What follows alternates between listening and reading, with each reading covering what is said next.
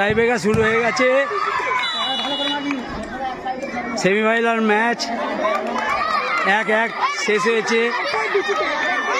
এবার টাইব্রেকার চলছে।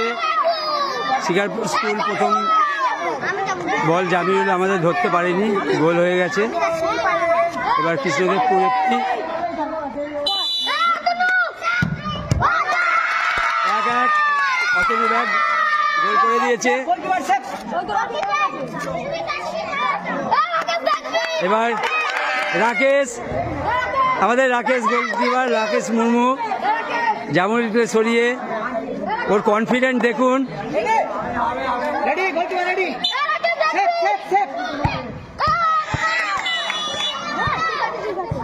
গোল হয়েছে, হয়েছে গোল 2-1। একদম কোণ দিয়ে খুব ভালো শট করেছে। এবার আমাদের জিৎ মুর্মু পেনাল্টি শট নিচ্ছে, দেখুন।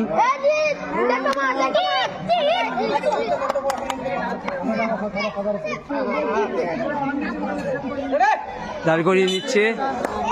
এবার দেখুন গোল, গোল 2-2। রাকেশ, রাকেশ আবার চলে এসছে গোল পোস্টের নিচে। কনফিডেন্ট দেখুন এইটুকু বাচ্চার, রাকেশ মুর্মু। এবার কৃষ্ণদেবপুর FP2 গোল করতে আসছে, গোল হয়ে গেছে 3-2। এবার রাকেশ পেনাল্টি শুট আউট এসছে। রাকেশ, এই যে গোলকিপার,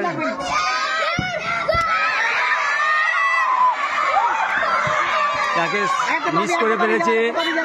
এখন একটা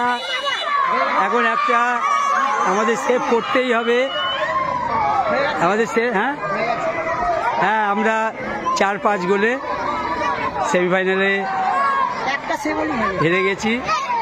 আমাদের ছেলেমেয়েদের জন্য আমরা গর্বিত, ওরা অসাধারণ খেলাধুলা করেছে, অসাধারণ খেলেছে।